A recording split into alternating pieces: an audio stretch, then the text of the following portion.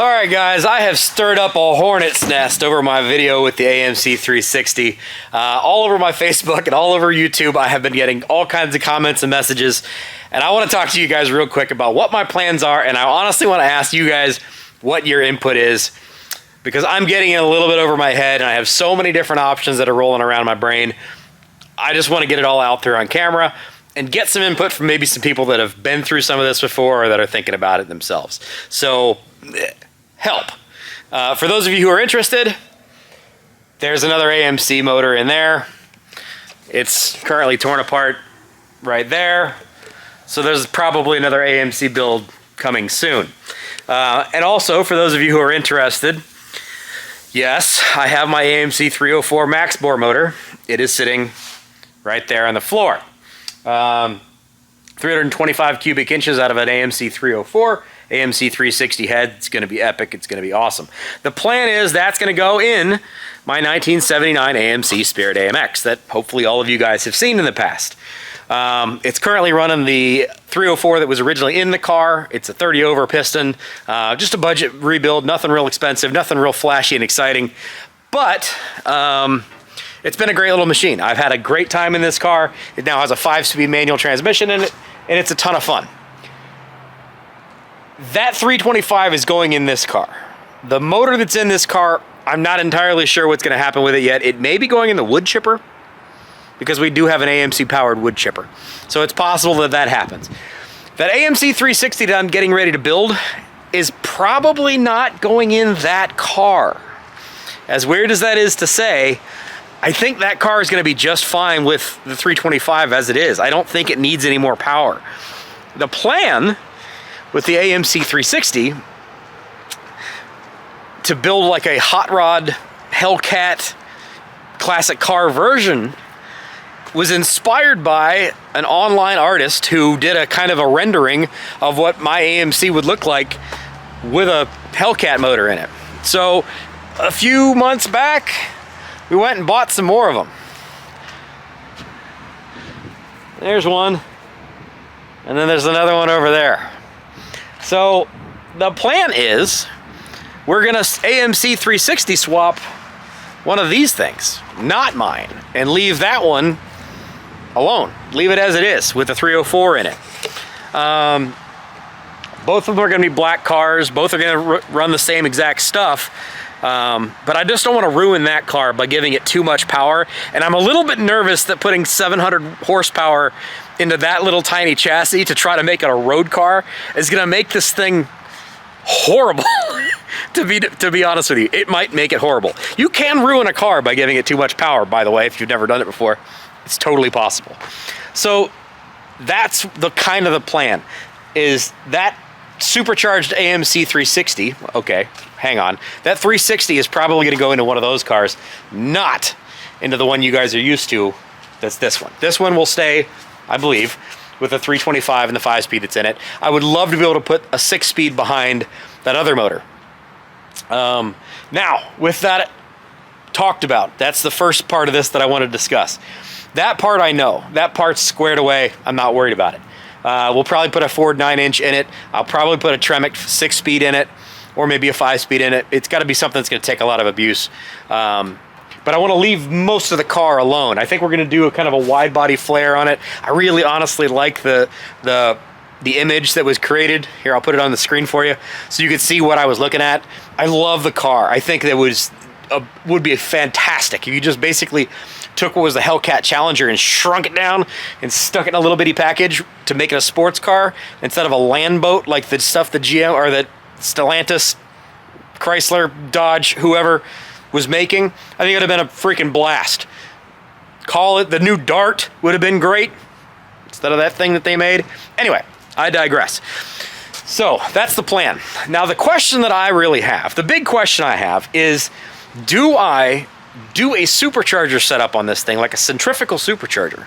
So something like from TorqStorm, because TorqStorm makes an AMC V8 TorqStorm serpentine drive system and blower. It's like $6,000. But that would allow me to run like 8 pounds of boost on a supercharger. and it gives me a whole accessory drive on it as well. My question is that a smart way to go? Will it clear the factory hood? Because I want to keep the AMX, flaming AMX design on the hood. Will it clear with the carb hat that I'm going to have to run? And will that be exciting enough? Is that the good way to go? Is that the smart way to go? It's not going to be cheap.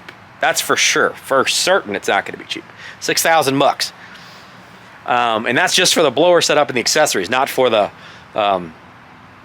engine and everything else, and the fuel system and everything else I'm going to need to run it. But realistically speaking, on 8 pounds of boost to make 700 horsepower, I need to make 475 horsepower, somewhere in that range, out of a 360, which is certainly doable with aluminum heads at like 9-to-1 compression. Put a pretty rowdy camshaft in it, and I think it's very doable. I think we're going to get to the 700 horsepower range on 8 pounds of boost. I think that's very doable. Or do you go turbo? And I will admit that I am biased because I am not a huge fan of how V8s through turbochargers sound. And I know that may not be a popular opinion. I have a gray beard. I'm allowed to say this. I don't like the sounds. I like the sound that these things make when they rumble through the rear without being muffled with a turbo. Because the turbos, as that exhaust pulse hits the turbo, it does break up the sound. It doesn't sound as raspy and nasty, right? I like it nasty. So that's my problem, is I don't really like the sound. Now, doing it with a turbo, same kind of engine build can be exactly the same thing. Build it same compression, same everything. You just need to be able to set up a turbo in the front instead of a supercharger. The problem is, with a turbo, you've got to figure out how to get the exhaust to where that turbo is to drive that turbocharger. And then you've got to figure out how to route that exhaust back. Because I am not going to fender exit my street car. Period. Not my style, ain't gonna happen. So I gotta figure out at that point in time, can you mount a turbo up here, get the exhaust from there to here to drive that turbo, and then get the exhaust back from here out to an exhaust in the back. Also, when you're running them into the exhaust there, or into the turbo housing, and then you're running it back, you're only going to come off of the turbo with one exhaust pipe. So that will change. You're not going to have that. You're not going to have an X pipe in it that's going to be able to blend those sounds together and give you that same rowdy noise out of the back. And then run an exhaust out the back. Now, I could run dual pipes if I wanted to keep that, which I would probably do if I did a turbo, even though I wouldn't really need to. I don't think a twin turbo setup would be smart because it's not really necessary. It's also twice the price because I would need to buy 2 turbos for that. But it would be a little bit easier with piping wise because I could mount one turbo on each side, even though I don't necessarily know that I have the room for that because of where the power steering is set up. And again, I want to be able to clear the factory hood because I don't want to cut out that AMC, flaming AMX logo that's on these cars. I'm in a quandary, guys, and I really honestly don't know the answer to this. The nice thing with a turbo is you can have varying different levels of boost. You can have a 8 psi wastegate spring, and then through electronic controller, you can command different levels of boost. You have way better control over the amount of power and boost that you make with turbos than you do with supercharger, because a turbo I can just command the level of boost I want, and it'll make it happen. Versus if I'm doing it with a supercharger, I'm basically locked into whatever pulley I have in that car. So not that I would ever really change it. How many people that have varying levels of boost really ever do much of any changing? I guess at the drag strip, maybe you have like a balls out tune where you're just going to give it all the beans, and then you have a drive it around on the street tune maybe. I don't know. Maybe that's the case. Anyway, that's my big question for you guys tonight, and I'm genuinely very, very curious about what you guys think for this, because I don't know the answer. I don't want to ruin one of these cars. They're so rare anyway that I want to keep them cool. I want to keep them fun. I want to keep them street drivable. The 360 in one of these things with 700 horsepower, with a Ford 9-inch in the rear, with some modern suspension on it, modern wheels and tires, is going to be epic fun. It's going to be expensive anyway I want to look at it. I know that. It's going to be expensive. But what makes the most sense? To me, in the vein of Hellcat, which is what the initial conversation was with that, the supercharger setup makes the most sense.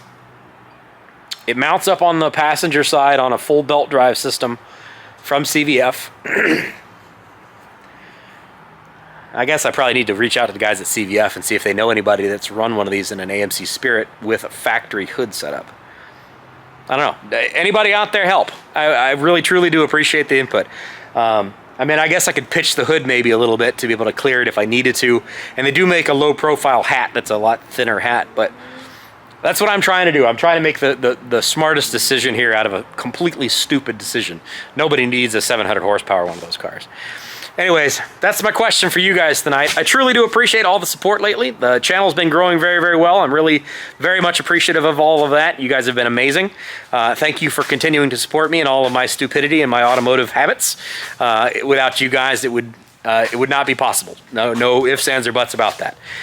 Also, last thing I want to talk about before I get out of here for the evening. Oh, by the way, it's Pontiac parts. It's my AMC, or my Pontiac 350 that came out of the 68. Plans for the trip to North Carolina. I am planning on the first weekend in December, heading down to North Carolina, the Asheville area, and giving away all of the money that we made last month, plus the money that David gave to donate to all of that. So we got about $1,300 in total to give away to the people of the Asheville area that were impacted by Hurricane Helene. I'm going to do it in the beginning of December, and I'm going to do it dressed as Santa Claus, because I think that's going to be a fantastic way to do this. I think I'm going to maybe do like individual gift wrapped, like $100, and then just kind of wander around and maybe give some money, or maybe $50 in each box, tiny like little gift boxes, wrap them up, put them in Santa's sack, and then just kind of wander around and give the money away to people that I think are good people. That could be deserving of it, that it could maybe help lift their spirits, because that whole region has been going through absolute hell, and they're going to continue. And especially as Christmas here, you know, Thanksgiving is right around the corner. It's tough. It's a really tough season for a lot of people. A lot of people lost everything, not even mentioning lives, but lost everything. Then you got Christmas that's going to be coming. The weather's going to turn. It's going to be tough. It's going to be a really difficult season. I've got $1,300 to spend, and I want to give it all to people that are going to use it, and that's going to impact them at least a little bit, lift their spirits. And that's what I want to kind of do. And that's what I'm thinking. Is I'm going to put on my Santa Claus garb, and I'm going to individually wrap $50, I guess, maybe per box. That way it gives me 26 boxes I can give away. Put it in a big Santa sack and walk around. Now the question is, does anybody want to meet up, or does anybody have any ideas on where they would like to see me go while I'm there? I have to be in East Tennessee for a day to do some family business stuff, and then I'll be in the East or the Western North Carolina area, probably is that Saturday and that Sunday, and then come back up on Sunday so I can get back to work. But I'd really like your input on that. Where would you like me to go? I know Chimney Rock has been in the news quite a lot. People would like to see that. It's not something that's going to end anytime soon. The recovery efforts for this are going to take forever. Do you want me to go to Asheville? Do you want me to go to a small town somewhere? Does anybody there know anybody that would be interested in being on camera and talking about their situation? Are there any other YouTubers that you know that are in the area that I can network with, that I can connect to? I'd be more than happy to do that. I would love some input on that. So let me know what you guys think. I do truly appreciate it from the bottom of my heart. We had an incredible October. I never imagined we would make the money that we made in October. It was awesome, and I am so excited to be able to do something with this. I apologize that it's taken so long, but my life is super complicated right now between work and this channel and my father's health stuff. And Mike and everybody that's asked about my dad, I do truly appreciate you guys asking about that. It's a complicated situation at this point in time, but let me just say that we're treading water, and that's pretty good for this point. So anyway, lots to ask you guys about. I appreciate you guys giving me the input you can, and I hope to see you soon. I'll see you soon. I promise I'll make another video probably right before Thanksgiving. Maybe? Yeah, I'll make something before Thanksgiving. I'm thankful for all of you, even if I don't see you before Thanksgiving. I love you. Take care.